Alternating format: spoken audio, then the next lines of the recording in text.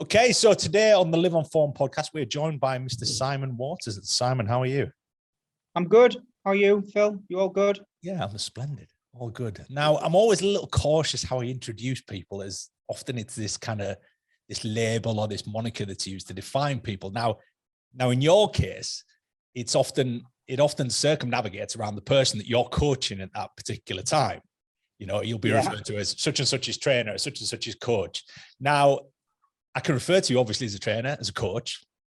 And unlike in many other cases, particularly in the world of fitness, I can actually refer to you as a celebrity trainer because you actually are. You know, you train, you know, well-known people for well-known outcomes, I guess is the best way to describe it. You know, would that be a fair introduction? Yeah, I suppose so. It's that label, isn't it? It's like celebrity trainer. It's kind of, well, yeah, I train celebrity, and that's always quite a funny question, kind of like, because when you meet other coaches and you know, you've probably had little bits of like that yourself. They kind of like they say, "Oh, do you train anyone famous?"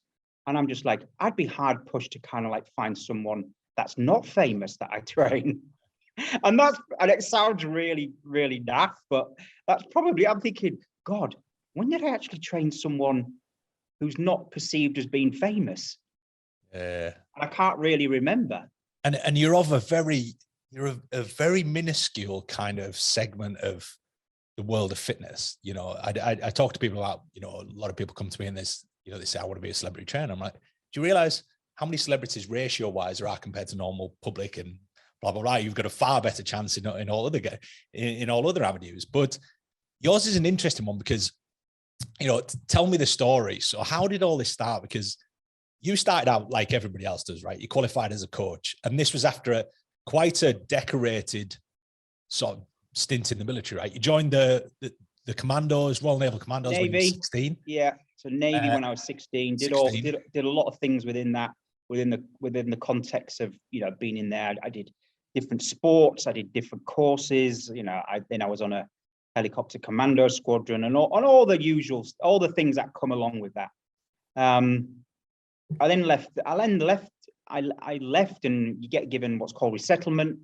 And I was doing fitness anyway. I picked out a kind of like, I remember just picking out like a book of resettlement kind of like courses.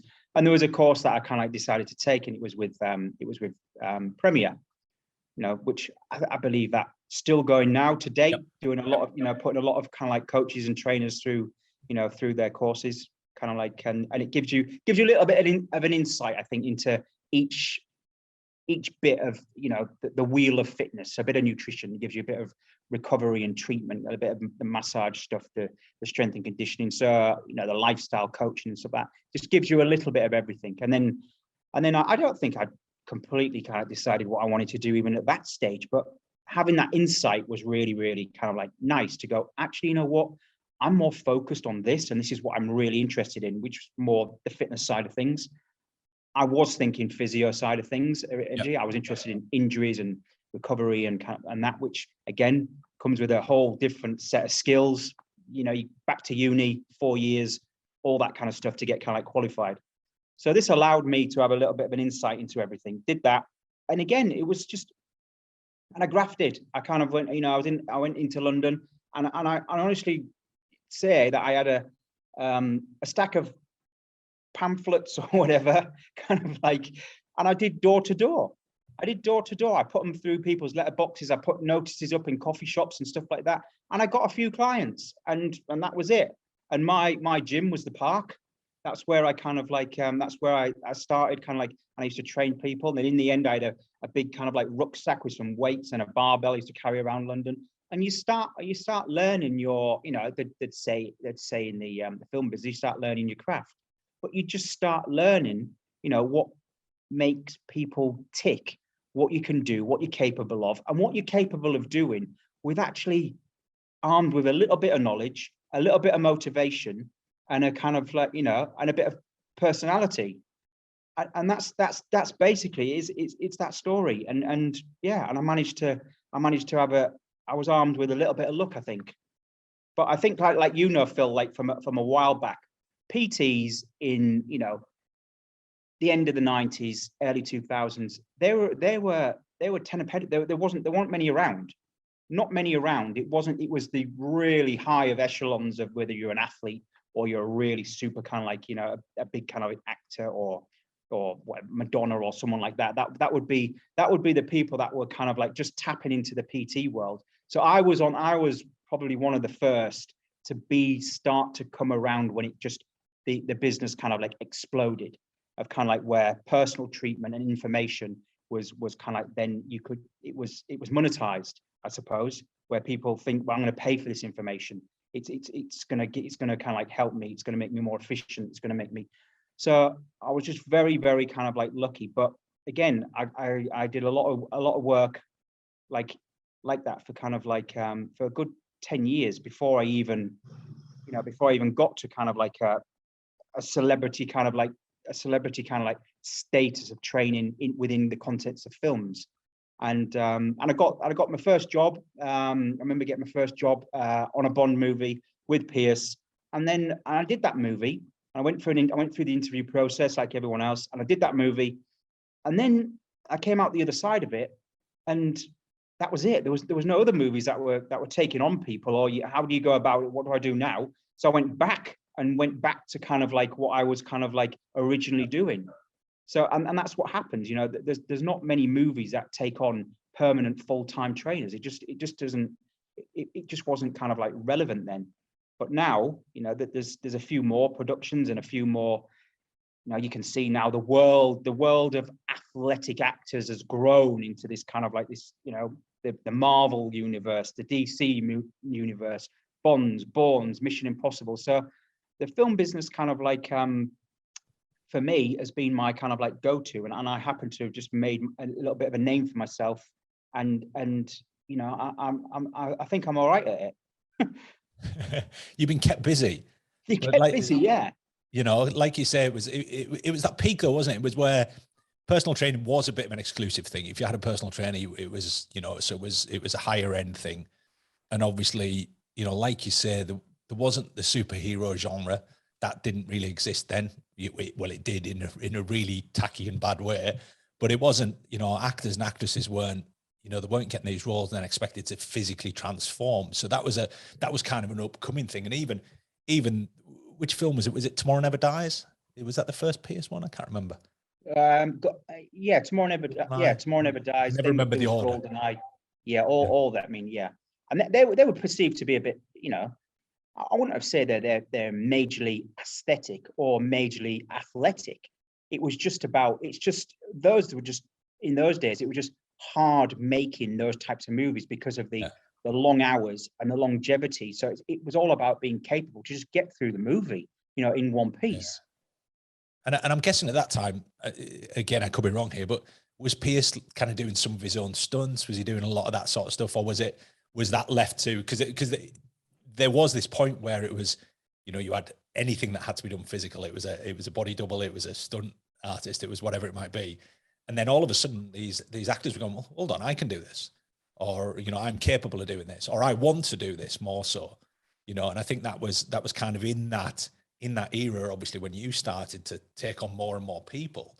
Yeah. A lot of these actors and actresses going, I want to do that. I want to do the sword fighting. I want to do the roll in, the command and roll in, all of that stuff. I want to do that.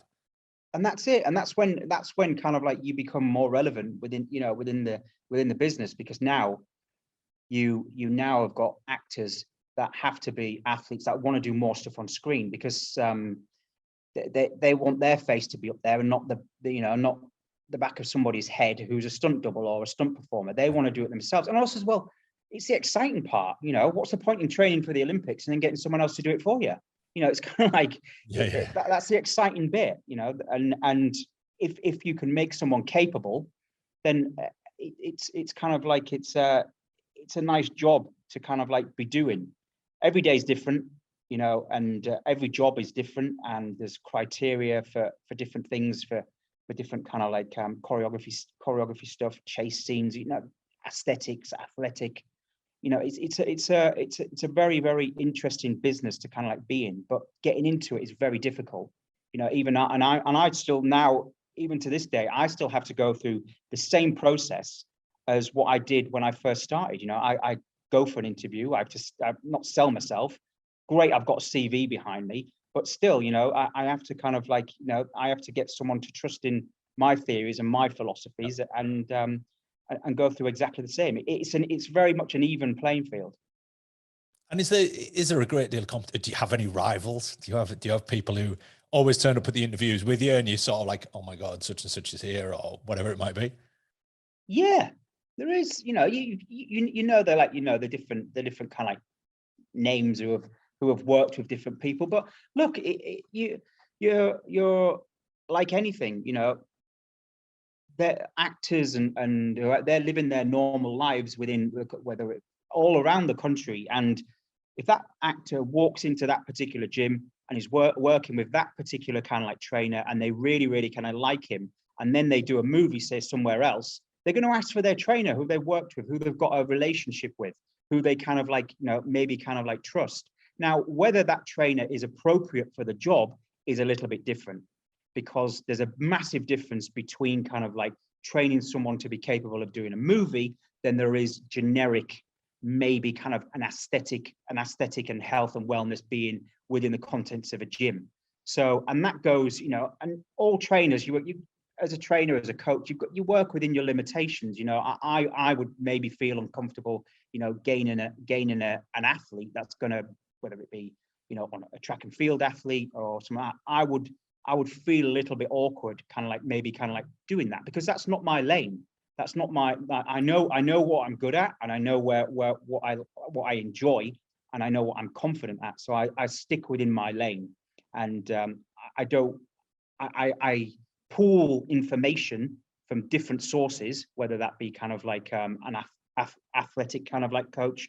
I get that information, and then I kind of like rejig it a little bit and make it what's appropriate and relevant for me, so that I can implement that into kind of like into like my actor's kind of like regime. But it's interesting. It's interesting, you know, the perception of this business. It's very, very, you really are thinking on your feet on a day-to-day basis. Everything is changing literally hourly. Yeah. And that's where you've got to be a great kind of like manager, and a great kind of like a great listener, a great manager, and somebody that can, you know, you need a lot of innovation. It's like, because you're not working in a gym environment with machines and a lot of different machines that do different kind of like, maybe it's like body parts, or you are literally designing to create relevance to allow that person to then go to the stunt room, to then go to the stage, to then be able to perform it. And it's quick, very, very quick. Yeah. So let's move towards kind of the latter end, because obviously throughout this journey, you'll have learned, you've clearly become a better coach, better trainer, as everybody does, right? You've practiced it, you've mastered your craft. So let's go to kind of the latter end, and probably the most well-known one right now, which is Daniel Craig, right? For the most recent Bond, which was obviously delayed because of COVID and blah, blah, blah. But a lot of the listeners, I think, are going to be wanting to know, you know, what does that job entail? Do you just turn up, you know, for an hour a day, you train him, you maybe advise him a bit on nutrition, whatever it might be, but what does an actual, and I know that there's a lot more to it than that. So what would kind of a typical, what is your responsibility? So are you traveling? Are you on location? Do you have a gym? Are you going into a commercial gym and swanning around, and are there people around trying to, you know, stop people interrupting you? How does it look? So these are the questions I think that a lot of people ask about it, because you know, there's a perception versus what's actually happening a lot of the time. So what would a day entail for you? The reality is that it comes with a lot of responsibility, first of all, and then which you get used to. And then secondly, it's about not having an ego, me personally, not having an ego for myself to be able to say, I am responsible for every single element of everything. And that's really hard. You learn that as a coach. It takes a long time to let things go and bring in the people that you need to get the best possible outcome. Yeah. So whatever I need, I bring in. So I bring in, if I'm not great at kind of, I mean, I'm not a chiropractor, I'm not an osteopath, I'm not physio, I'm not all these things. I have knowledge on all of these, but I bring in the best people to get the best possible outcome. And where the process kind of like starts with a big, massive action movie is about a year in advance.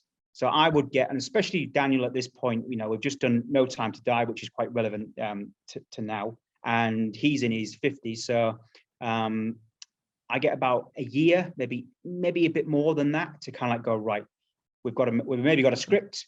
Let's do the periodization. So I have to treat it like an athletic kind of like process. And if an athlete going to an event or pre-season or whatever it may be, you've got to treat it. I have to treat it like that, and I have to kind of like go, right, this is the amount of time I've got, and this is where I need to get to. So that journey is it's tense, yeah. And I put in the markers of where I need to be. It's a little bit easier that I know a person, and that comes with spending a lot of time with someone. You get to know kind of like how they react to certain things and their body and stuff like that. Bit different. Age plays is a key factor. So the process is literally the same, but the period is just stretched from age. So that's the way I kind of like look at it. It just takes a little bit longer with age. So a year in advance, I would kind of like, then after I've kind of like got the script, I then break down that script so that I look at two kind of like variables. I look at the performance aspect, which is the athletic aspect, and then the other aspect, I look at the aesthetic. So I will know key dates of, you know, whether someone's got their shirt off or whether someone's wearing something, you know, a fight choreography scene, or where they're just wearing something that's very revealing, and they have to look capable. So I take those two variables, and then I start to do the periodization back of where they need to be at certain points for me to be able to make them look capable of portraying that kind of character aesthetically, but then more importantly, being able to get a full athletic performance out of them without getting injured, without getting ill, having maximum energy, all those kind of like things. So I work that out. And then I start to kind of like, within that periodization, I kind of look, well, 3 months out, I'm going to need a tighter nutritional regime. So can I have a chef? Could I have food delivery? Can I have someone that's like really, really looking after that person? So that far 3 months out, yes, I can. My recovery protocols, they've got to come in. They're going to have to start coming in kind of like 2 months out, because the intensity is maybe going to go up. The kind of like the workload is going to go up. We're working out. He's doing stunts. He's got choreography. Not only that, I've got to be really careful with the nutrition, because I can't be kind of like doing anything that's kind of maybe depletive, because he's got lots of lines and dialogue to learn. So all these factors come into play, and it takes a lot of working out over kind of quite a long period of time. So that's the time frame that I kind of like get, and that's including like a pre-production phase of where I then, the last kind of like 4 or 5 weeks, I go then film specific, and film specific is my kind of like bag. That is where I really kind of like come into I would say my own. Very few people would do it. So you're breaking down a stunt sequence. That can be a chase through a car, off the floor, kind of like over balustrade, kind of into choreography. So then I would recreate that in my gym. I would kind of like that. I know what's a pushing phase, what's a pulling kind of like phase, kind of like where I would maybe kind of like need a plyometric, where I need dynamic flexibility. So all about kind of like movement. And I designed that then in the gym. So it's conditioned and conditioned and conditioned over and over and over again. So then when it's taken to the stage, and it's sprinting up some stairs, jumping over a balustrade, getting into a fight, it's kind of like it's programmed. The body is just functioning like kind of like as naturally as possible, whilst he's doing his other job, which is actually acting. Yep. He's got to be an actor. So, you know, his head's got to be, you know, and his eyes have got to be in a particular position, and his feet have got to be in a particular position. And that is where you have to kind of like, you know, differentiate between kind of like getting someone to move kind of like naturally and making it look natural on screen, and me conditioning it. But everything you kind of like see within the context of film, whether it's a Marvel movie, a Bond, or a Bourne, there will have been something behind that where that person has been conditioned to do that move and make it look seamless and effortless. And that's the thing, seamless and effortless. And like Phil, and I've like talked to you before, it's like, when you see these kind of particular scenes, we sit there and we kind of we watch it and we just watch it once. That scene could have taken like 2 or 3 weeks to film, and it's 10-hour days, like grafting different camera angles, sprinting down the street, and it's physically demanding, very demanding. So then you get to, that would be how I would do the periodization of kind of like of the actual film of what I have to do. So splitting it into kind of like aesthetic and athletic. A day-to-day basis, what a typical day looks like. You've got days of heavy stunts, you've got days of heavy dialogue. So I adjust my nutrition through those. I kind of like, that's a very concentrated day. I need to kind of like change the macros on kind of like that nutrition for the day. This is a very kind of like athletic day. I need to kind of like do X, Y, and Z. This is a very dialogue day. All those things. So you're constantly managing someone through the whole kind of like process, and you're just kind of tailoring and tweaking what I kind of like do on a day-to-day basis. But we still do something every day. So what that may be is we kind of like activate, which is the biggest thing. It's a good kind of like label to put on it. Kind of like, normally it'd be a warm up, but we activate. So we kind of like, you get yourself kind of ready for the day. So you come in early. That might be 6 o'clock in my gym at Pinewood, or his gym at Pinewood, so to speak. And we get ready. And it's very much about being efficient with time. And the film business is all about time, because time is money, and that's what it boils down to. And he has to be, or she has to be, in a particular place at a particular kind of like time. And I am like on the clock as soon as that person gets in. And I try to make my environment stress-free, and that this is just kind of like what we do. This is just a little bit of activation, a bit of kind of like, we kind of go into different kind of like stretch routines, and we'd get ready for the day, mentally as well as physically. And it's just prep. And then into kind of, then straight away, then 15 minutes before the end of that session, I would send a text, breakfast please, X, Y, and Z. Breakfast is then kind of like ready for when we kind of then go to say like the trailer, get there, breakfast, blah, blah, blah. Maybe kind of like it's a stunt day, a bit of taping, pads, a bit of kind of like stretching, again, ready kind of like for the day. Within the day, I've structured the nutrition throughout the day. So every 2 hours, we have something every 2 hours.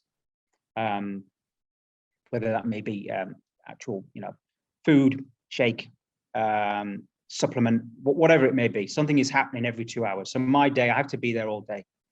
So sorting all that out. And then I'm reading the person and managing and kind of like thinking like, what's happened today? That's kind of like looked. And then I'm just looking at kind of like, you have to learn someone's idiosyncrasies. So what are they kind of like, what are they kind of like thinking? Like, I know when I worked with Daniel, I know when he's hungry. I know his tics of when he's hungry, and kind of like, and then he starts like looking to seeing when, he's going to be kind of like fed. That's my food. Yeah, and that's it. And you just learn, and this comes with time. You're looking for people's idiosyncrasies. What are their tics? What's making them, are they on edge? And then you can see when someone's getting a little bit tired and what they would maybe require at the end of the day. And I'm then thinking, right, this is maybe not a kind of like a full-on training day today. I think I'm going to have to change this. I'm going to kind of like make this a treatment tonight. So it's about managing and reacting to what you're seeing. And that takes a little bit of time to learn. And I think most coaches, that's the hardest thing, because we all know the exercises, we all have our protocols, but learning how to read people takes a lot of time. And that's the kind of that interpersonal bit, isn't it? It's the knowing when to back off, knowing when to push harder, knowing when somebody needs to rest, when somebody needs to eat in your scenario. And it's those little things that you pick up along the way that almost make you that better coach, and the person who who understands someone, and obviously you get called back to coach the same people again and again because you understand them, right?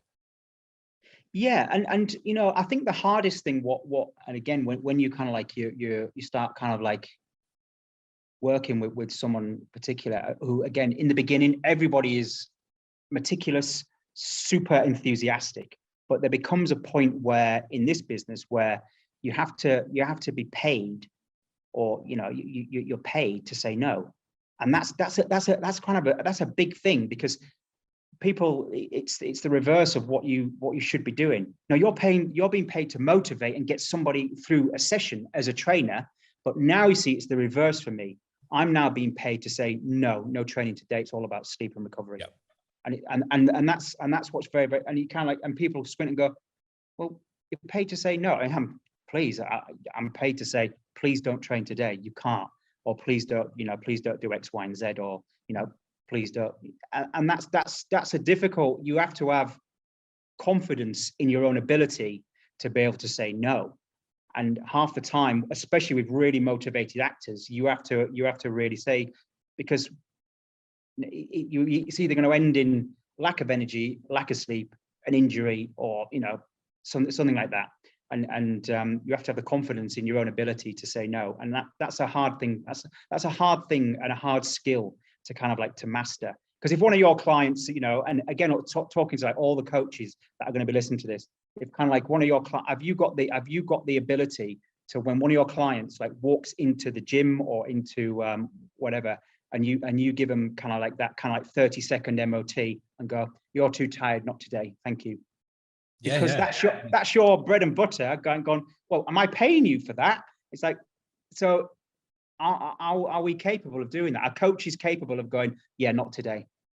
Yeah, it's a tricky one, because I've done it multiples of times, throughout my career, but probably more towards the latter end. And I would anticipate probably the same in your scenario, right? Is that if you've got a studio paying you to train somebody, having the respect from probably people that don't quite get it, right? You're dealing with producers who probably don't quite get it. You're probably dealing with directors that don't quite get it.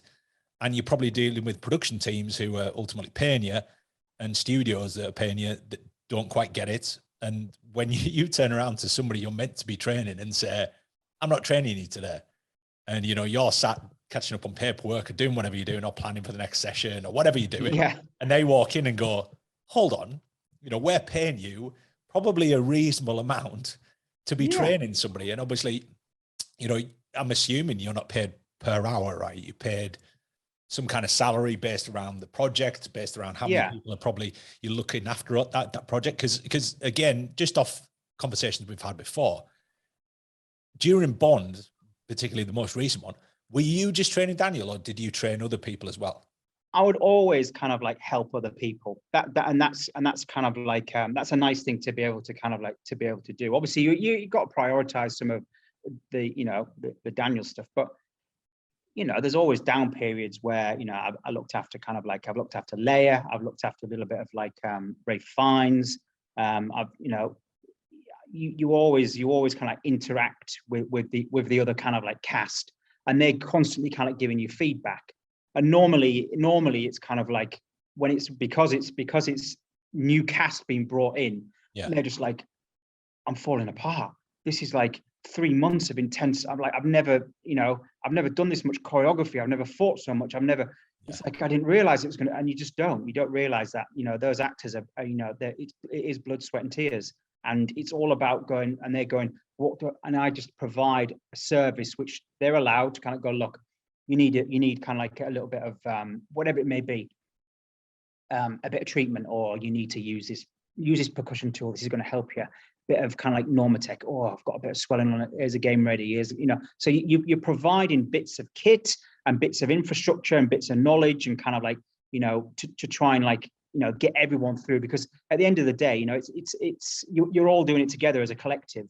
And Daniel is very much like he knows that he always feels privileged. He doesn't feel as if like it's a given. It's a very he knows that he's very like privileged, and it's not on every job that you're going to get kind of like a trainer and a physio and someone to do your treatments and kind of can I see a chiropractor, and what, you know, food and the way it's prepared and way it's delivered. Not every job is like that. And when you get given all those kind of like things, he's very aware that it is a privilege. So he's very happy to kind of like to share. Yeah, no, it's and so you're theoretically the studio's paying you to look after Daniel, but Yes. you're look in and around that, you know, the people are, and I always say it's that coaching paradigm where, you know, if you're a coach and you look after nutrition, you look after training, you can't go to a dinner party because all people will do is ask for your advice. And if you don't love what you do, you know, you're either going to fall out with a bunch of people because you're going to turn around and say, I'm not working right now, or you embrace it and you help them, right? And you do what you can and you maintain it. It's not like going to a dinner party if you're an accountant or something like this, you know. People don't go, oh, can you tell me about this? And can you tell me about this? And, you know, they want to know more. They want to know about nutrition. They want to know about coaching. And I'm guessing, you know, you're going to have people behind the cameras, right? You know, I'm guessing. Yeah, but also as well, I don't get invited to that many dinner parties because people don't want to, because they're like, don't invite Si. He's only going to analyze what I'm eating. Yeah. That's what happens. It's like, I can't have him seeing me having a beer. Oh, no. And then you go to the dinner party and the person stood there with this going, I shouldn't be eating this, should I? It's like, you're there scoffing a pizza and I'm at a pint. And they're going, oh, do you do that very often? I'm like, well, yeah, I do it at dinner parties because I don't get invited to many because people don't invite me because they're worried about what I'm eating. You know, it's that paradigm, isn't it? It's that whole thing where, you know, I was used to, you know, when I first started in my career, it was, you know, in a small town, you know, from up north, and I'd go to a supermarket and be paranoid. But like, what if one of my clients sees me pushing this trolley around and I've got 2 pizzas in here and a couple of tubs of ice cream? Yeah. And it's that scenario, right? So but again, hypothetical. It's, you know, there's going to be a lot of people asking your advice, right? You're the expert on set. And I mean, the end credits on that movie were ridiculous. I mean, end credits on any movie now are ridiculous. Any of the ones that you've been working on recently, they're ridiculous, right? You're talking thousands of people, right? Thousands. And every single one of them is going, oh, do you think Simon's got 5? I just want to ask him about my nutrition, or my, you know, what's the best thing for this? Or what's the best thing for that? So, you know, I'm guessing that's endless for you. So, I mean, it's a fascinating process. And I just want to go back to because the script thing, see that's something where that's a detail thing, right? So you're handed the script. Yeah. You know, just like everybody else is. Just when you start, fully confidential, you've got your copy of it. You're probably numbered, secretive. If it gets out, you know, we know where it came from, blah, blah, blah. Yeah. And that. You've got your copy of the script. So you sit down, you read it, you map out stuff. Do you have somebody with you there going through that? Do you have like the stunt coordinator or anybody like that? Not first, no. They probably won't even have it. I would probably like read a little bit of maybe like Daniel's early script, and you kind of like go, well, now, especially for a Bond movie, there is kind of it's particularly, you know, there's going to be an 8 to 10 minute chase. You know that. You know what's coming. You know, kind of like there's going to be 10 minutes. Here we go. Yes. Yeah. You know there's going to be something like that. And then also as well, you kind of like, you know, that there's going to be some kind of like aesthetic shot, and we've seen it like in all of his movies. He came out of the water in the shorts, he got tied to a chair, kind of like naked with kind of like being tortured. Yeah. Then on the next one, he stood in the mirror with kind of like not his top on, taking shrapnel out of his shoulder. So I know all those scenes like really intimately because I've had to design the not only kind of like the fitness and the nutrition and the recovery all around those scenes. So and they're hard scenes to kind of like to get the maximum out of it, to get the maximum impact out of those kind of scenes. And like I said before, for him to kind of like look kind of like capable. But again, I kind of like, I'm all it's a bit of a like with the script, I'm always very kind of like aware that the script then kind of like is broken down, but then you're having to wait for a schedule, and the schedule then dictates when those shots will particularly be done. So when it's the massive athletic shot, or when it's kind of like the big kind of like aesthetic shot. So then I can then pinpoint a date and work back from there. And that's and it generally runs to schedule.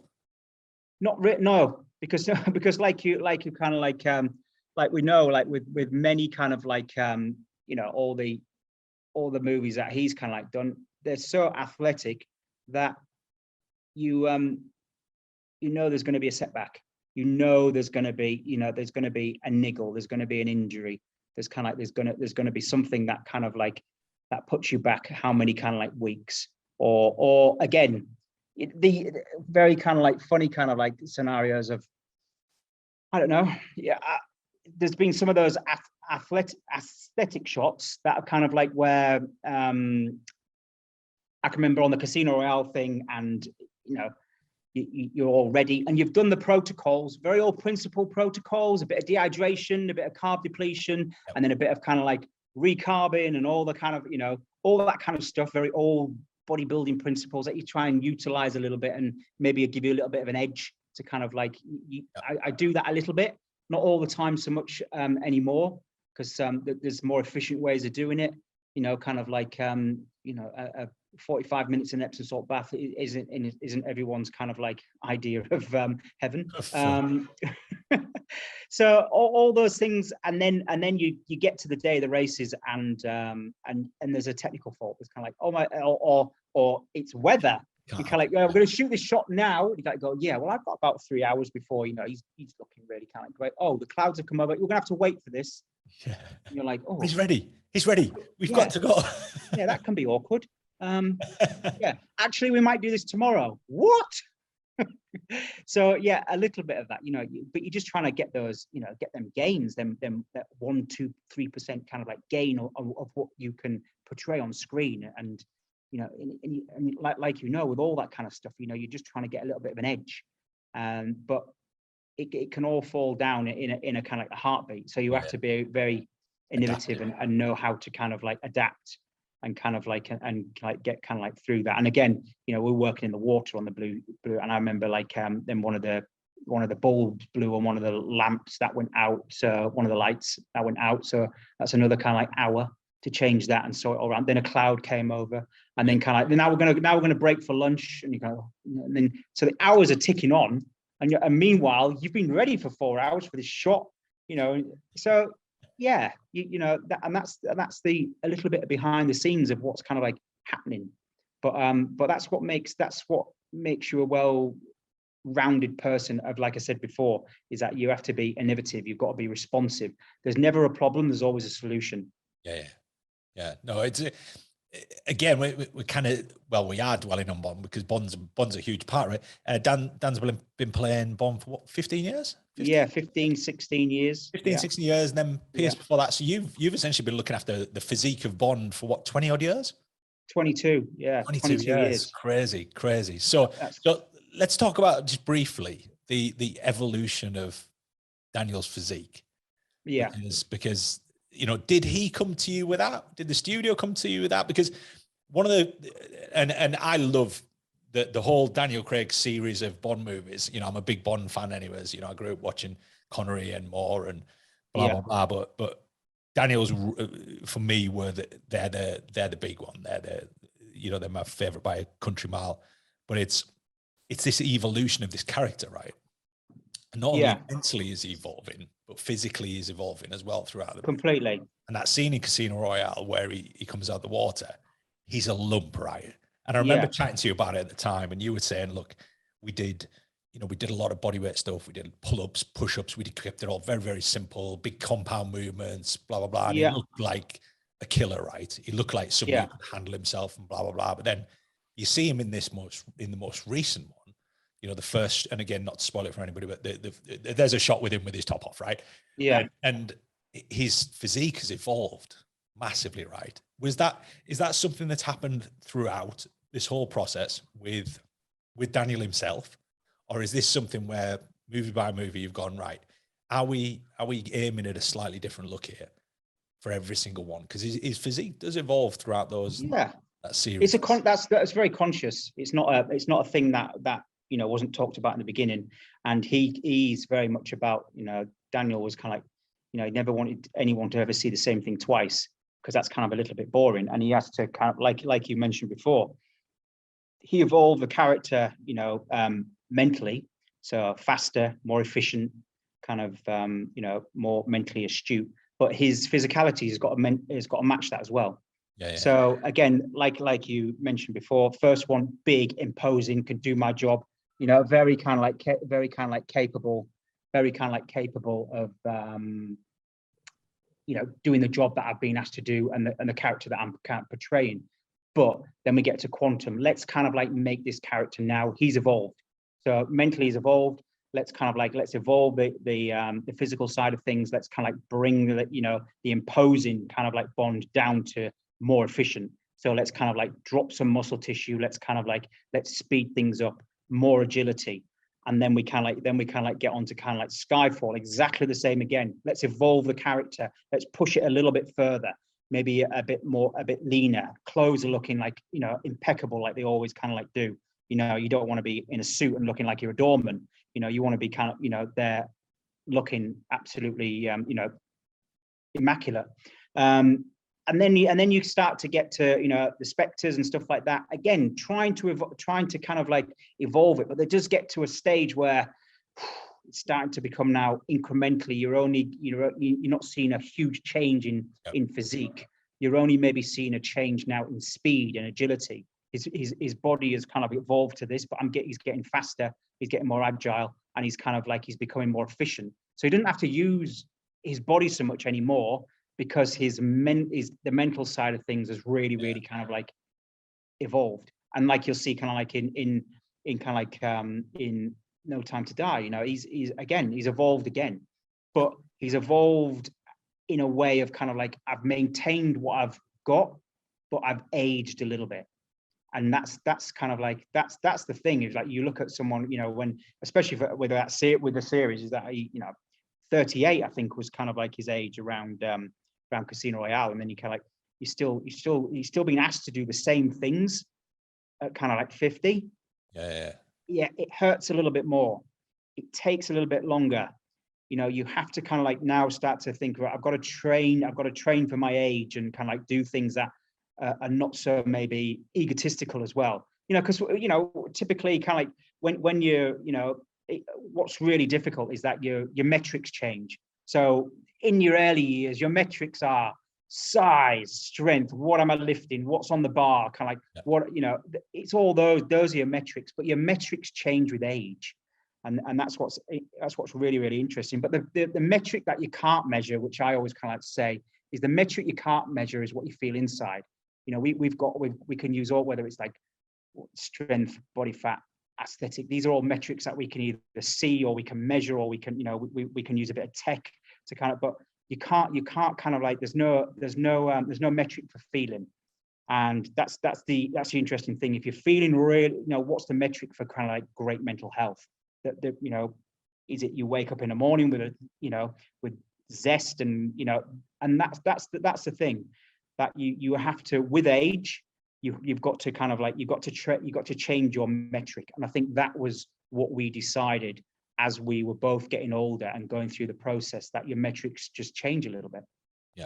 Yeah, no, it's, and in amongst that, you mentioned several pieces of tech, you know, stuff that is normally, well, I say normally reserved, normally what we would associate with, you know, high-end athletic performance.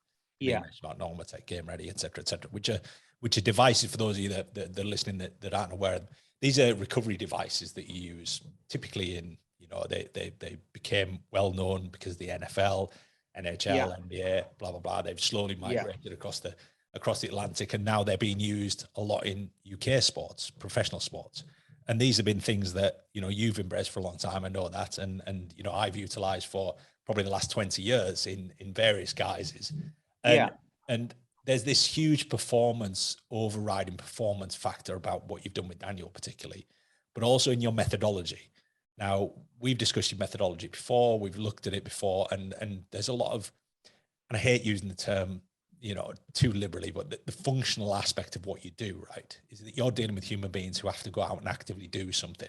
They're not just looking pretty, right? You know, they've got to go out, they've got to perform, they've got to be cognitively, you know, on point, because it's very difficult to act when you're tired. you know, and then, you know, creating very wooden performances. Probably if somebody's very tired, you know, they're not fed well, they're not nutriently, you know, adequate nutrition, adequate hydration, all those things. And these are all things you've addressed and said, look, I'm managing all of that. So what other things performance wise are kind of your mantles, the things that you'll always do with pretty much anybody, irrespective of who you're dealing with? You know, so when you talk about recovery, you talk about this team, which is a great one. You know, you say, I get a chiropractor, an osteopath, a physio, I get this team together that I need for that particular person, right? So what are the big, you said about metrics, what are the big things that you will always do with people?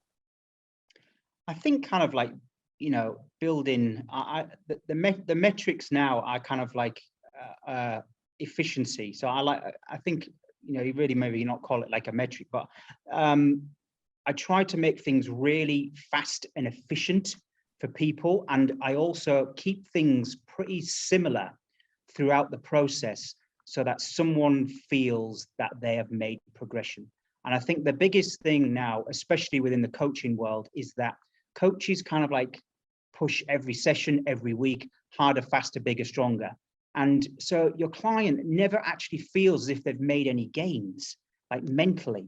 Yeah. I think they always kind of like feel as if, you know, well, where is the end? You know, you know, you're on a journey, but the road is kind of like, it's endless, you know. And I try to kind of like, I try to always kind of like go back. And one of my big things that I like to do is that I'll do a session, and then naturally you will get progression and adaptation and all those things through that journey. And then one day I will just go back to the very, very first session and just do the first session and say, yeah, we're done.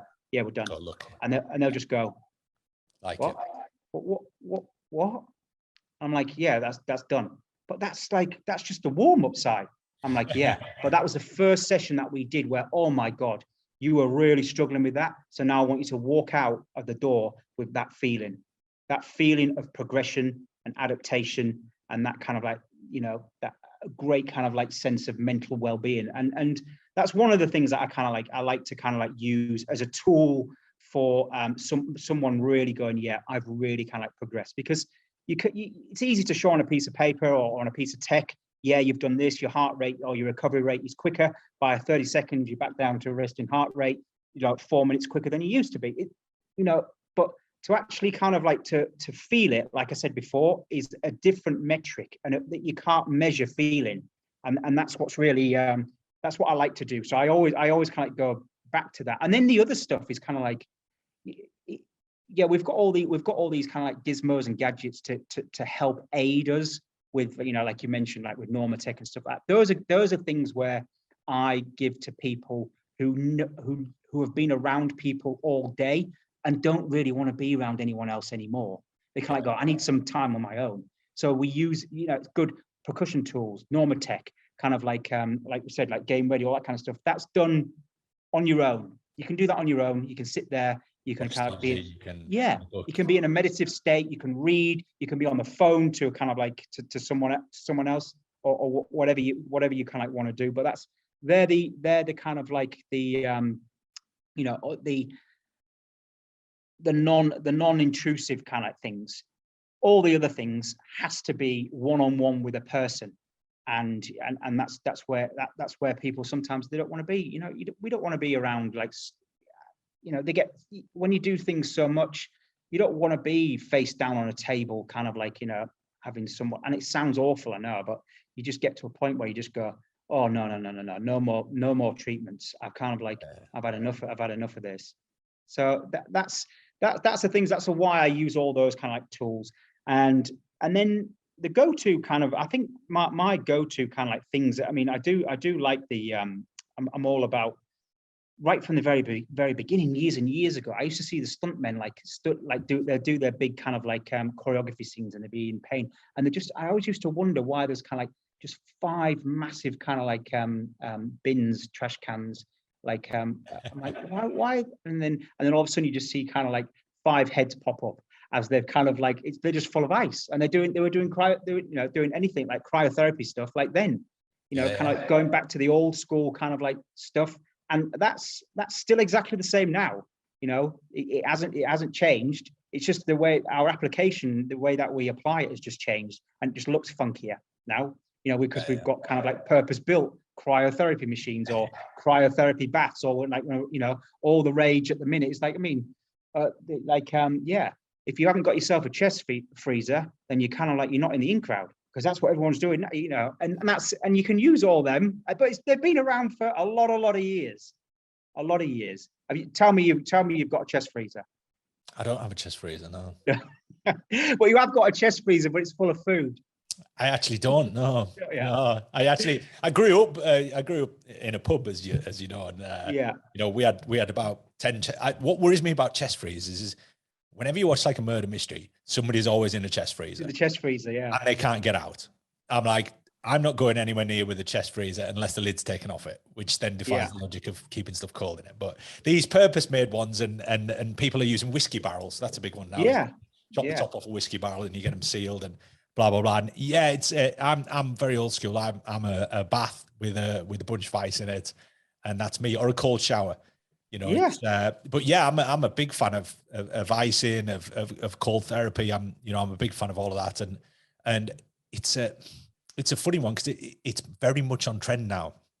But it's still one of them ones where the evidence is a little bit fishy. It's still not bang on. But something, I don't know anybody who does it who doesn't feel or see benefit from it. So I'm very much a science-led person, as you know, but it's still out there, especially with ice baths. People are like, well, positives and negatives. I'm like, I've never had an ice bath and not felt better after it.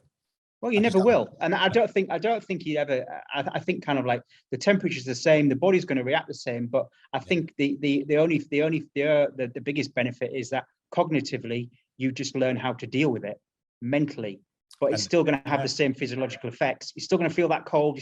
There's no way that you can't, because that's the temperature, that's your body kind of like, and your brain will just cognitively just find a better mechanism of dealing with it. And that is it. So that's my opinion anyway. I mean, it's a big mental challenge, right? It's a mental challenge for people, and it's something where people work up to it. The stuff that Wim Hof does, it's all very much incremental. You start with 30 seconds, then you go to 40, then you go to 50. And it's almost like a tolerance thing. And I think the tolerance and resilience are two words that we see bandied about a lot now.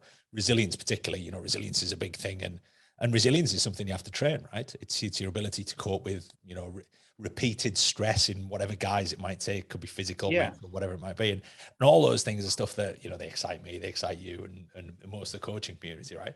So what about yourself? Obviously, we're talking about you dealing with other people. What does your performance regime for you? Because I know that you've kept yourself in shape for many years. You were part of, what was it with the military? It was like one of the biggest physical challenges. Was it the field gun competition, which is like one of the hardest physical tests in the world. You represented your unit, didn't you, with that? Yeah. So physical performance has always been a big thing for you as well, right? Which I guess you don't get much chance to talk about. So what do you do? No, but I'm lucky. I'm very, very lucky, because another big thing, what a lot of people maybe not realize, again, that I'm a coach in the sense of like, a guide, a motivator, a facilitator, all those kind of things. But mainly with Daniel, on the very first day, he told me, I don't really want a trainer, I want a training partner. So I remember you telling me this. And that works really well, in the sense of, if I'm feeling it, he's feeling it. Yeah. If I'm kind of like fatigued, he must be fatigued. So you start to get that kind of like alignment and synergy, that you're working together and he's, half the time as well. A lot of my clients are actually kind of like motivating me and kind of like spotting me and kind of like getting me. And it's like, but I think for them, that's where they learn the most, because they can then see that my struggle and their struggle, we're in the struggle together, and they can see, they can see then limitations and stuff like that. And they can see kind of like that they've progressed, they've progressed, and I can be their metric going, well, he could do X amount of this and X amount of that. Now I can do X amount of this and X amount of this, and now we're equal together. So there is a bit of that. And so my kind of like routine, I'm very lucky that it's really bizarre, because like with Daniel, it's one thing. It's a particular kind of like routine that I like to kind of like stick to. It's very kind of like accumulator split routine based with like sprinkling of kind of like cardiovascular stuff and movement based stuff within it. But then I would do a different movie series with like Chris Pratt, and he's a bit different animal. So then he's into more a little bit more kind of like lifting. So then I have to shift my kind of like, so I create natural diversity by the nature of my clients. So I'm very, very lucky.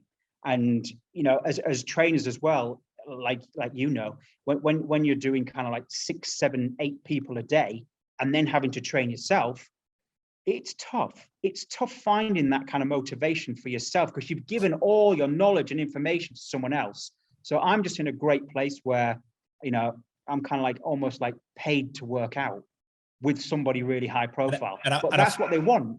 Yeah. I feel at this point, I need to put a little disclaimer in here though, because what's going to happen here, there's a bunch of coaches who are going to be listening to this. They're going to be going, oh, so it's okay for me to train with my client. Yeah, no, it's not. You know, no, you train literally one person for a specific thing for a long period of time. So it's slightly different, your scenario. So when we start to get these coaches going, yeah, I trained with all 8 of my clients today. That's not going to work, right? So I just need that disclaimer in there because I was starting to worry that I'm thinking somebody's going to take this on board and they're going to go away and they're going to start training with, you know, every single one of their clients throughout the course of the day. Or, you know, so as you said, you're in a fortunate scenario in that you get to experience this bit of diversity, this different type of people that you're dealing with, people who enjoy different things. And ultimately, I guess a lot of the time it's similar outcomes, right? People want different physicality. They want different. And I guess if you're not hung up yourself on, oh, I want to look and feel a certain way, I just want to be fit. I just want to have this general overview of I want to be strong, I want to be athletic, all those things, which I guess maybe is something that comes with age. I'm kind of like that now. I'm sort of, look, I'm quite happy to be cardiovascularly fit. I'm quite happy to be pretty strong. And there are no, you know, I'm not chasing numbers or anything like that. I'm just quite happy to be able to do stuff, all manner of things. And I think, you know, being able to do that and have a training partner, you know, I remember we bumped into you, didn't we, in New York? In New York, yeah. And out the blue, really out the blue as well. Yeah, random. It was, you know, and you were just, you know, you'd flipping sets between each other. And I said to my friend who I was in there with, I said, guy over there looks really like my mate Simon. He goes, yeah. He goes, the guy with him looks really like Daniel Craig. I goes, oh, it is Simon. So yeah, no, it was a very random one. And you know, I came over and then Daniel came over and introduced himself. I go, I'm Daniel. I goes, I knew you are. Like, yeah. But it was random meet. But you were training there with him. You know, you were, and was that you were on location at that point, were you? No. We I mean, he that was in between stuff, wasn't it? Yeah. He lives out there majority of the time, and then I go out there and that's a nice kind of like it was a nice way of working because I get to go and be, say, getting somebody ready for the movie, and then I give them like their kind of like create their diversity by going, look, I'm not here now for 2 weeks, so now it's your 2 weeks. Do X, Y, and Z. So it creates that diversity. And I come back and then I can then do something a little bit kind of like maybe tweak it a little bit, something a little bit different and add a little bit more intensity. Because I think naturally, you know, when you've got a training partner or you're with someone, you don't realize, but you know, you incrementally, you've probably got an extra 10-15% of doing, you know, something a bit more intense. You've got the chances of doing that, you know, when you're kind of maybe kind of like on your own. And so, or kind of like just saying, oh, it's just like kind of like doing it, or could be anything, could be like some forced reps, or you know, just things that kind of make those like those differences and give you that kind of edge, that 1-2% edge that kind of separates you kind of like from the rest. And you're getting, I guess you're getting kind of pulled from pillar to post. I mean, it's, you know, I know that you all of a sudden, you talked about this before, this kind of evolution of movies, right? Where, you know, getting in shape for a role was, you know, there was method acting where people were either getting skinny, they would put loads of weight on, they were doing whatever it might be, but actually getting in, you know, astute physical shape, which was, you know, the superhero genre came around and blah, blah, blah, which was kind of in the middle of your career, I guess, when they all started popping up. Then all of a sudden you're in like demand, you're getting pulled here, there, everywhere. So, you know, you've spent a lot of time on the road, right? You know, a lot of time in different locations and doing different things. So, you know, what's an overview of, you know, the last couple of years for you? Where have you been and what have you been doing? And it is literally, well, preparing for Bond has been a big part of my life. And I was literally kind of like doing 2 weeks in the UK, 2 weeks in somewhere else, 2 weeks in the UK, 2 weeks somewhere else. So flying around doing that. Yeah. And then so with the other things that you get asked to do and you get asked to look at, you know, I've got a few key people that I kind of like, that I work with and I work alongside, and you know, and they will look after particular people, and I'll come in, and you end up kind of like you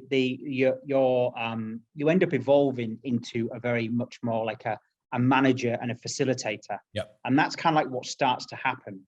You know, you organically start to kind of like have a business that is, you know, is built around who you know, what access do you have to this, how quickly can you do this, and that's what happens. And you have all these plug-in people that literally you surround yourself with, and when you go on the road, then you've got people to take your place to look after the things that you've kind of like you've put in place while wherever you are in the UK. So again, with like, you know, a couple of the Star Wars, these movies, I mean, and I spent a lot of time, and again, I was talking about it the other day with someone, and I could just remember going, and I did the first Captain America, and it was really, and I was really flattered that I got asked to kind of like do it, yeah, and the meetings that I did for that, and it was just kind of like quite crazy of how that all kind of like came about, and managing expectation of that kind of movie. I'm just talking about it because I can see the Hulk like over your right hand shoulder. Yeah.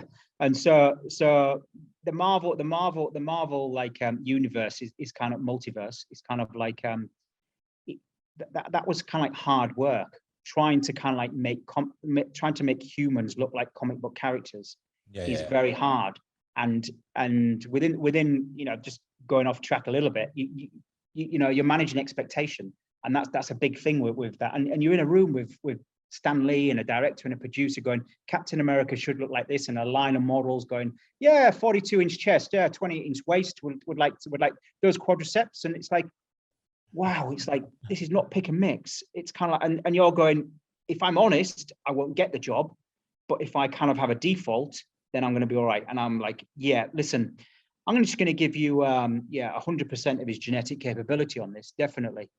So I know that I can default back to that if I kind of needed to, because if you get a client that's not compliant, and then you've told a team that you're going to provide this like a product, it's difficult. It's really difficult. And genetically not where you need them to be, right? No, you get odd people. I mean, you know, I've dealt with people over the years where, you know, you need to be brutally honest with them, and you just go, look, I'm sorry, you don't have nope. little wrists, you don't have little joints, you don't have, you know, so we're not going to be able to achieve that look. But what we can do is we can kind of create this illusion of, you know, what have you. Whereas, you know, I mean, Evans's, you know, transformation was incredible, you know. Yeah, and it was hard.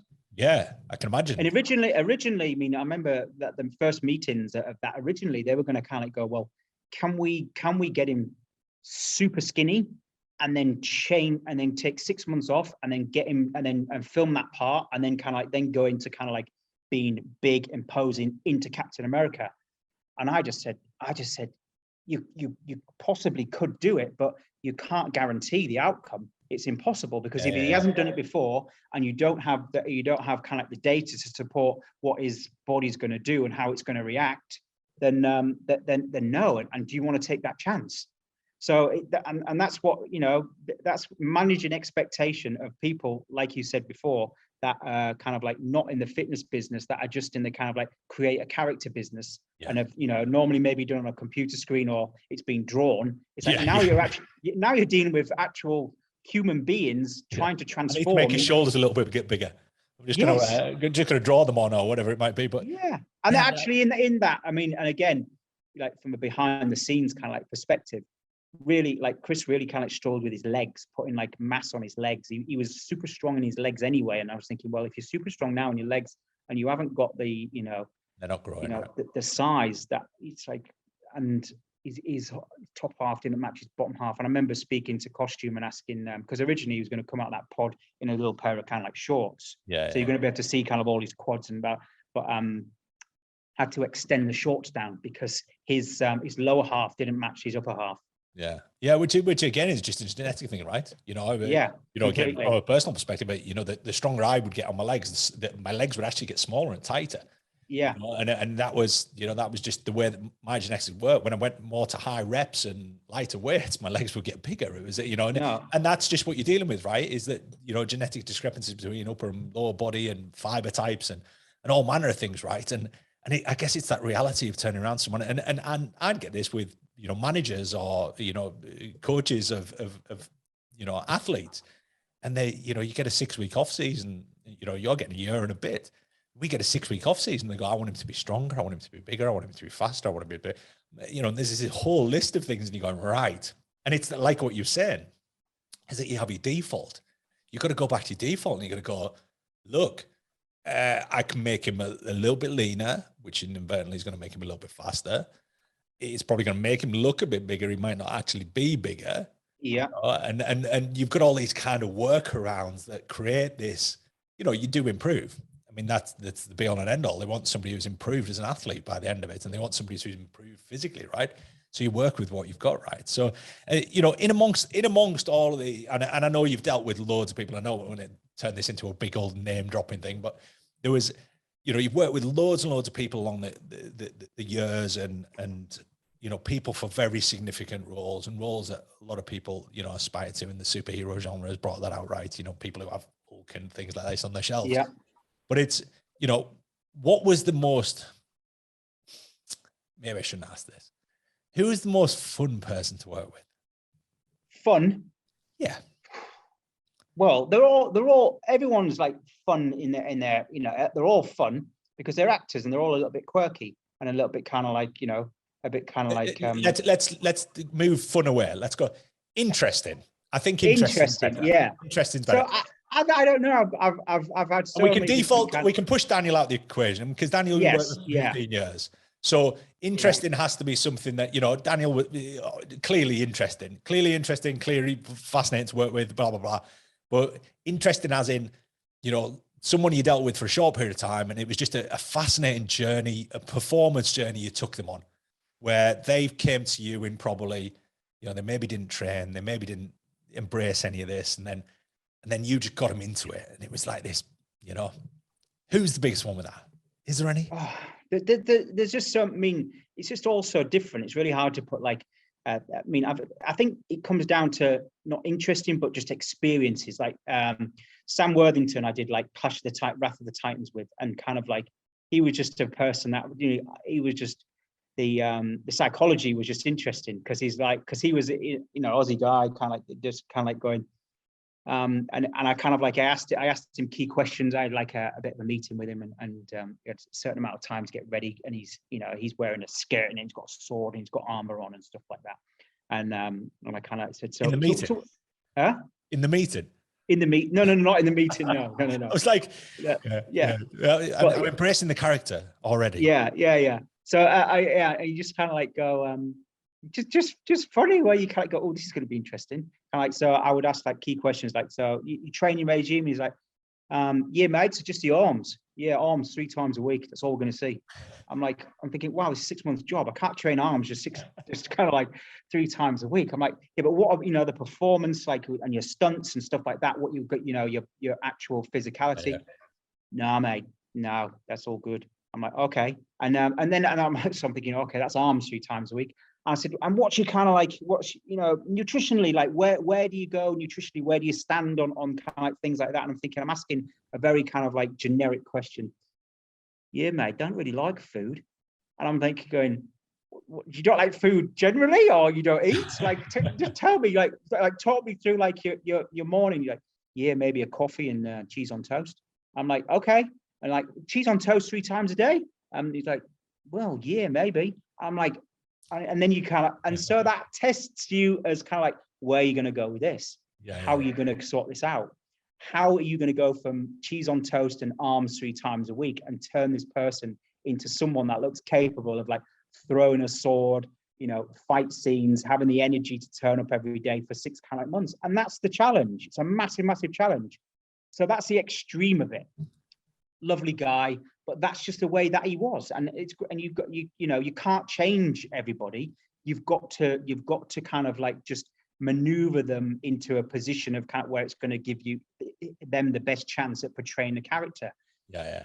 Like brutal, and there's a flip side of it as well, like where you kind of you've got someone in nutritional deprivational hell, where Jake Gyllenhaal for Nightcrawler, very, very, slight, emaciated, the look that he wanted to portray, and you're going into a really dark place, because then you've been friends and doing stuff like it's easy, kind of like when you're eating and putting on muscle tissue and looking great. Now flip that the other way and kind of go, right, now it's emaciation, like your output is completely going to exceed your input, and you're going to be not in a great place. So, and I would say, you're not going to like me. We're not going to be friends in about like 2 months. It's like you're going to, and that's it. And you kind of like, and before you know it, you kind of like, you're going, look, I told you. I'm like, this is a really delicate relationship now. So because you wanted to portray this character, I told you what's going to happen, and now you're in. So and then trying to kind of like reverse that straight away. You're coming out of Nightcrawler, and he's like going into a big boxing movie, into Southpaw. And you're like, right, we're back into kind of like, and it's really being able to flip all the different kind of, your personality has to be able to reflect. You've got to have empathy. You've got to be a motivator. You've also got to be part scientist, part friend, part a bit of family, because you're spending so much time with one person. And that's normally the case. It's like with a lot of people, kind of like a lot of the actors, you kind of like, I spend more time with you than I do my partner.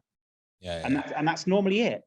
That's normally it. But so it's not necessarily like, in the answer to your question, it's everything comes with such diverse outcomes, diverse personalities, and every job is so unique. It's so unique. Have you ever dealt with anybody who had to put on loads of weight? Not as in muscle, as in, because obviously you're talking about Jake there, where, he had to go to this kind of emaciated state, which is obviously keeping him well and almost malnourishing him to some degree, right? And which again, straight away that mood's going to be influenced, and he's not going to like you and blah, blah, blah. But have you ever had anybody that the studios turned around to you and said, look, this person's got to put on some weight, right? They've got to put on some weight. They've got to look almost unhealthy. They've got to look a little bit, A little, you do now and again, but that is an easy way to kind of like use a bit of movie magic, and you can manipulate that with costume really simply. That's a simple thing to do, because otherwise, if you start kind of like doing it physically, then like we talked about before, then reversing that takes time. If there's a particular shot where a stage has been built, because this is the thing, it's like, if there is a shot where that person then is kind of like, I don't know, doing a scene that's aesthetic, that stage has been built and they're renting that space, and it's all about, we need to be in there on this date, and then we need to be out. So you can't go, I just need 2 more weeks because I need them to drop or I need them to gain. It's like, no, that's the date. Make sure it's kind of like, and so you've got no choice, because it then becomes a production thing, and you're just kind of like trying to kind of please the not please them, but kind of like allow the production to move on to where they need to move on to, and not cost them a fortune when they've got to hire a stage and all that kind of stuff in the building process. Like, we built this kind of like balcony or this bedroom or something like that, and now kind of like Simon's saying that he hasn't dropped enough weight or gained enough weight to actually do the shot. I'm like, and then I'm thinking, oh God, it's like, I don't have that much. I'm not that important. Put a pillow up his shirt. Yes, it's kind of that, a little bit of that. But them, and I've heard, and I know of, I haven't been involved myself. I mean, there's been cases I know where people having to force feed. That's like, the awful thing. Late at night, 2 pints of ice cream before, I think it was like Renée Zellweger for Bridget Jones, trying to put on weight to portray that character, is kind of like, they're on and you start becoming resentful towards kind of food. It's not an enjoy. I think it's a much more difficult to force feed yourself to get kind of like bigger than it is to kind of like, just kind of like being a little bit of deprivation and control. but to force feed yourself foods that you normally enjoy the process of eating, and whether it's social or whatever it may be, to then kind of like being in bed on your own late at night eating 2 pints of ice cream, it's kind of like, oof, it's brutal. it's you know, and I think, you know, people look at that and they go, oh, it'd be a thoroughly enjoyable process, that. And I don't think so. I think it'd be enjoyable for the first few days, and then you'd be like, nah, I've had enough of this. You know, it's like when you have a week of not eating particularly, like over Christmas, right? You know, you get bored of it, don't you? You sort of, I've had enough now. Can you take those chocolates away and take that away and get that out of my face, because I've had enough, you know. And it's no, I get you. And again, you know, you're dealing with, you know, we talk about, obviously the podcast about performance, and obviously, you know, you're training people for performance in so many different guys, you know, physical, mental, you know, and performing as in acting and being actresses and being other people, you know, being a different character all the time, which is always fascinating. But it's, you know, that performance narrative that sits over everything. You know, you've got these people who are doing all these things, and they're performance driven, right? Everything they do is performance driven. So, you know, to be able to turn around and go, right, I'm actually going to do everything that's counter that. I'm going to eat badly. I'm going to not exercise. I'm not going to, you know, it's very tricky for people to do. So I can imagine that's quite a depressing process. I know that you mentioned about Jake to me many years ago about, you know, he disliked being big. You know, you said he's quite a fit guy, isn't he? You know, he likes his cardio. He does lots of cycling, doesn't he? I believe. And and you'd said, you know, he hated being big, and, you know, I can't remember which role it was for, but Prince of Persia. Yeah, Prince of Persia. He was quite stacked for it, wasn't he? And And then kind of like, and then the process of getting ready for different movies along the way from that. But he's very, you know, like a lot of them, very kind of like method, very method. You know, his physicality has to match the character to feel as if he's really portraying that. And also as well, I'm just going to go back to kind of what you were saying about who was a particular interest. I looked after Benicio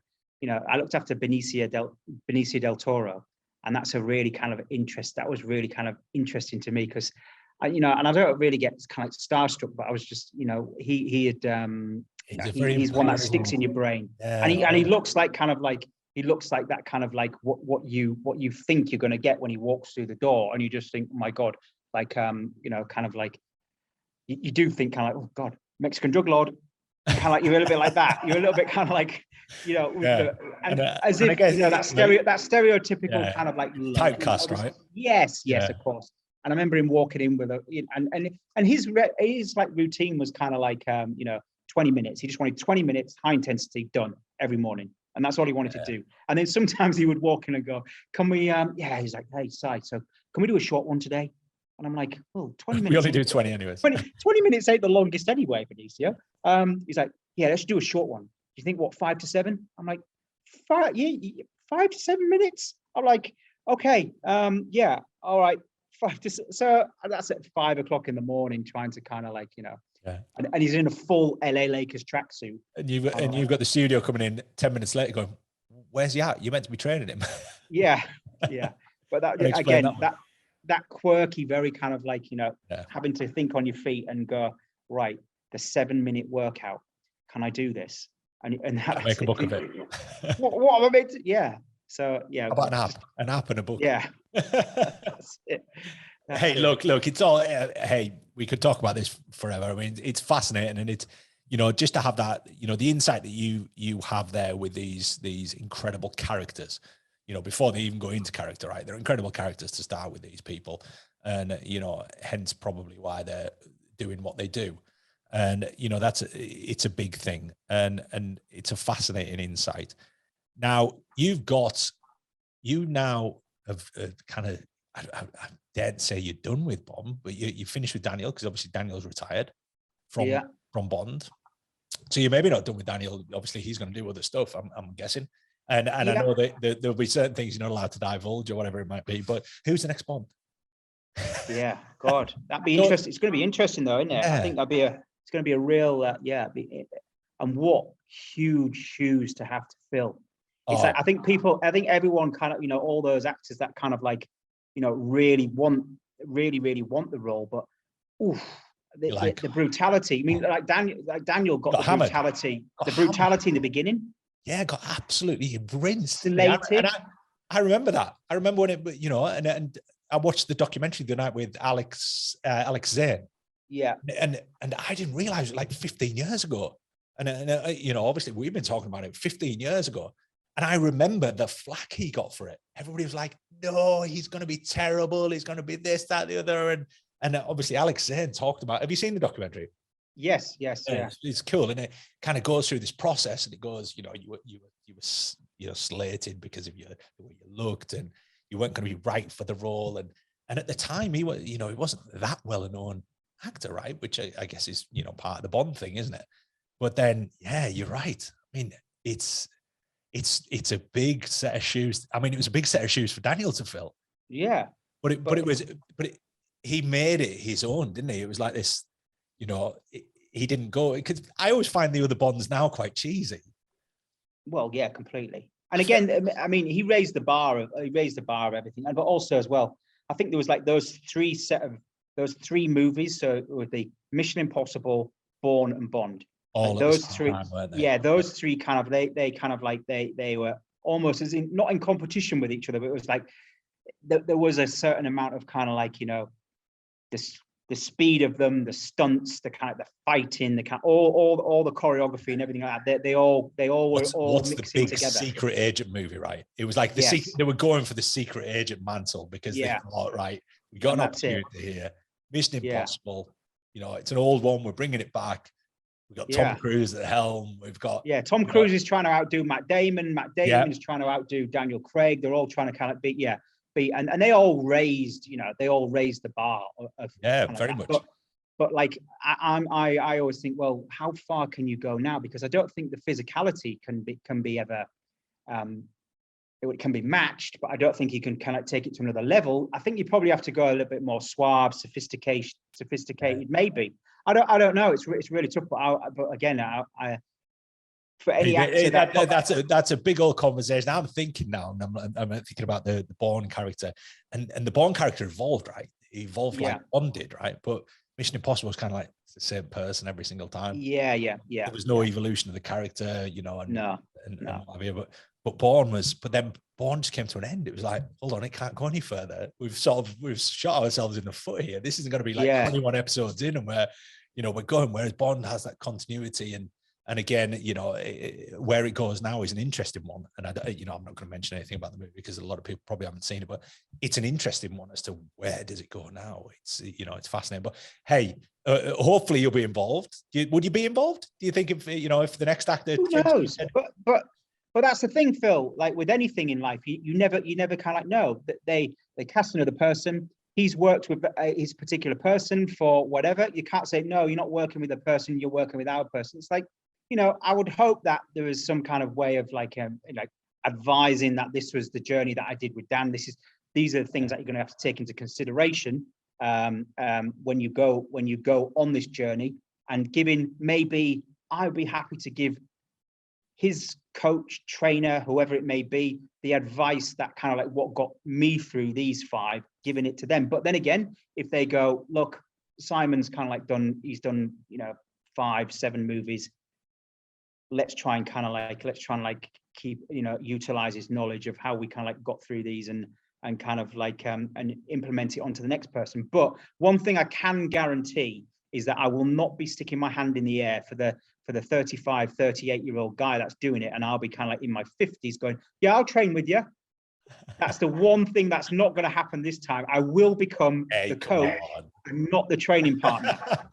Well, we'll see about that. We'll have the discussion maybe in a year or so's time when it's been cast and everything like that. But yeah, and you have a book coming out. Yeah, I've managed to kind of like through all this and through the, you know, the pandemic with a bit of downtime and stuff like that, you know, I thought it'd be a good idea a nice thing to do is that the book was already written like in my head, because it's just reflective of what I've just done over the last 20 years. You know, it's just all the stories, the anecdotes, kind of like the programs, what I kind of like, what I've actually done, and not kind of, it's not a book about kind of like do this and look like this or do this whatever. It's just basically, it's just reflective of what I've done. I did this for Bond. I did this for kind of like, for maybe Tom Hiddleston for Kong. I did this with John Boyega for Star Wars, and different kind of like methods that I used to get them to where they needed to be. And it's a toolbox where you have a read and there's films in there and different kind of, and you can just pluck out what kind of like works for you on a particular day and where you want to take your journey. And again, I think the biggest thing as well, Phil, is just using something. It's great to be aspirational, to look like someone else, but I think the biggest thing that you need to take from the acting fraternity is that use them as inspiration for your own journey. Don't try and emulate too much someone else's journey. And I think that's the biggest thing that we need to all kind of like learn. And to ring a cliche, being the best version of yourself, all those kind of, I think kind of like that's it is. And I think that's what it is. And I think it's just about drawing a little bit of motivation, a bit of inspiration, and kind of like using it as a toolbox for your own kind of journey.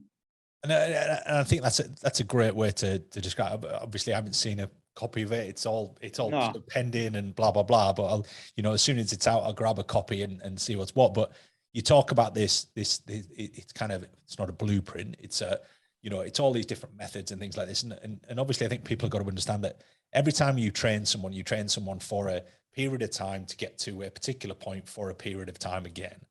This is the thing about fitness, right? Is that a lot of these journeys that people are trying to emulate, and you said, look, it's not something you go away and copy. It's something you learn from, and something you create your own outcome from. And I think that's an important note, is that you train people for specific outcomes for a specific period of time, and then it moves on. Yeah. The example of Jake is an incredible one, where he's gone from, he needs to be this shape, then he needs to be this shape, then he needs to be this shape, and then he needs to be this shape. And they're all different, times of life, different roles, different positions. And, and I think you sum it up really with the title, where, it's intelligent fitness. It's, it's taking all that stuff, bringing it on board. And, you've got some great theories. I've seen the way you work over the years, how that's evolved for you as a coach. And, you utilize things that aren't conventional. They're not the sort of things you see everybody doing, because again, you think outside the box a little bit more, I think, and utilize techniques that some people would say, well, I can't do that. Whereas you're like, well, in this situation, yes, I can do that. And in another situation, I probably wouldn't do that. And I think that's all great. And to bring all that into a book, I think it'll be a fascinating read. When's the book out? It's out in January. So it's that kind of like, it's always good to bring it. I mean, we all have our Christmas period and all that kind of time. It's just a nice release date in January, where everyone's looking for something new and looking for inspiration from somewhere. So I just thought it'd be nice to kind of have it out in January. And I'm assuming people can pre-order. Yeah, you can pre-order on like Amazon or whatever, like through my. I do a little bit of the social media side of things, a bit of Instagram, Simon Waterson like performance, and yeah, it's just a really light-hearted kind of like look at what I've kind of like done, and again, use it, motivation, toolbox is the kind of like the key words. And I think kind of finishing off like with the performance thing is like, I always kind of like say, and that's it to a lot of people, with your word performance, and I'm always kind of like with the book and stuff like that, is that kind of like aesthetic is just a byproduct of performance, is what I say to kind of a lot of people about anyone. And performance can you attribute to everything in life, and whether that's your you perform well in your family life, you perform well in your personal life, you perform well in your fitness life. I mean, performance is a word you can attribute to absolutely everything. So, and that's kind of like where I kind of like, how I kind of like derived a lot of a lot of my mythology is kind of like, aesthetic is just a byproduct of performance. Very much so. Very much so. Simon, thank you so much. Just to recap, where can people find you? So you mentioned about your Instagram. So it's Simon Waterson Performance, and then you can buy like a copy of like my book from there, pre-order on Amazon, the usual kind of like things. And yeah, I hope people kind of like enjoy it, from coaches to to non-coaches. It's quite interesting. I'm fascinated by my own story sometimes. So yeah, hopefully other people are as well. Cool. And what are the plans for the future? Have you got anything pending at the moment? What are you working on right now? Yeah, I've got a few different kind of movies that I've been working on. I just did Jurassic World with Chris Pratt again, another one of those, teaching him to kind of run away from dinosaurs again. So yeah, all little things like that. Very bizarre things. This is how I used to run away from dinosaurs when I was a kid. Yeah. Well, it's a fascinating journey, Simon. Thank you so much for your time, and thanks for coming on the Live and Form podcast. And we'll maybe have an update to this in a couple of years, and once the new Bond gets cast, or maybe post book launch, we'll have a little chat and see where. Yeah, that'd be great, Phil. Awesome. Thank you so much for your time, Simon. Pleasure. Thanks, Take Phil. care. Bye for now.